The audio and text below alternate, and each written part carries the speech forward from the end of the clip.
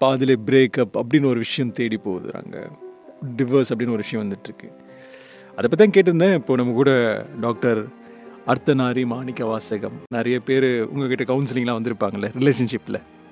இப்போ இருக்கிறவங்க அந்த லாயலாக இருக்கிறதுக்கு முன் வராங்களா? லாயலாக இருக்காங்களா இல்லையா? ஆண்கள் பெண்கள் அப்படின்றது ரெண்டு பேருக்குமே இதை நான் வந்து பொதுவாக தான் பார்க்குறேன். சரி. இப்போ நான் பார்த்துட்டு இருக்கக்கூடிய நிறைய ரிலேஷன்ஷிப்ல அன்ஹெல்தி ரிலேஷன்ஷிப்ல சொல்றேன், டாக்ஸிக் பார்ட்னர் அப்படின்றது ஒருத்தரா இருக்காங்க. அந்த பார்ட்னர் யூஸ்வலா வெளியில இருந்து பார்க்கும்போது பாத்தீங்கன்னா, சப்பா அவர் பாரு எவ்வளவு வந்துட்டு அவங்களுக்காக தியாகம் பண்றாருன்ற மாதிரியான ஒரு பிம்பத்தை கிரியேட் பண்ணிடுறாங்க. இந்த இன்னொரு பார்ட்னர் இருக்காங்க இல்லையா, the one who is actually loyal. ஏதாவது ஒரு சின்ன குறைபாடு அவங்கள்ட்ட இருக்கு. உதாரணத்துக்கு ஒரு டக்குன்னு அவங்க கோவப்படுறவங்களா இருக்கலாம், டக்குன்னு எழுத்தறிஞ்சு பேசுறவங்களா இருக்கலாம், சின்ன சின்ன மிஸ்டேக்ஸ் அவங்க கிட்ட இருக்கும். இந்த டாக்ஸிக் பார்ட்னர் என்ன பண்ணுவாங்க, கடைசி வரைக்கும் இவங்கள அந்த ஒரு பாயிண்ட் வச்சே கார்னர் பண்ணிட்டு இருப்பாங்க.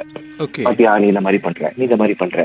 சோ இந்த மாதிரி ரிப்பீட்டடா நடக்கும் போது இந்த நான் டாக்ஸிக் பார்ட்னருக்கு என்ன ஆயிடுது, அவங்களுக்கே ஒரு தேவையில்லாத கில்ட் வந்துருது.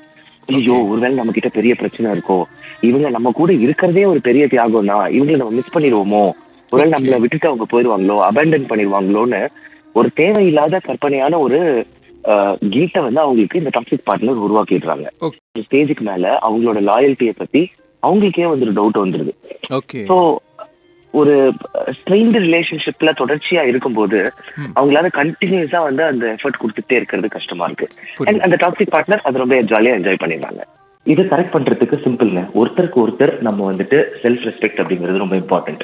இன்னொருத்தருடைய எமோஷன்ஸ் என்ன அப்படிங்கறத நம்ம அண்டர்ஸ்டாண்ட் பண்ணிக்கணும், அதை நம்ம வேலிடேட் பண்ணணும், அதுக்கு ரெஸ்பெக்ட் கொடுக்கணும்.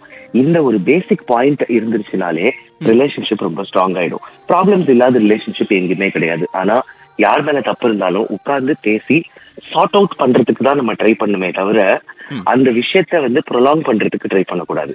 அவங்களோட பிஹேவியர்ல மட்டும் கான்சென்ட்ரேட் பண்ணாம அதுக்கு பின்னாடி இருக்கக்கூடிய இன்டென்ஷன் என்னன்றத பார்க்க ஆரம்பிச்சிட்டோம்னா முக்காவாசி வீடுகள்ல பிரச்சனைகளே இல்லாம இருக்கும்.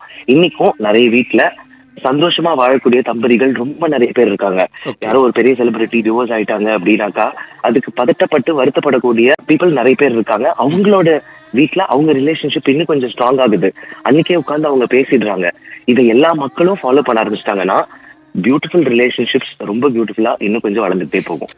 இது மாதிரி விஷயங்களை ஃபாலோ பண்ணா கரெக்டா இருக்கும் அப்படின்னு சொல்லியிருக்கீங்க. Thank you so much. எஸ், இன்னும் பேசுவோம். இது ரேடியோ சிட்டி. நான் உங்க லவ் குரு.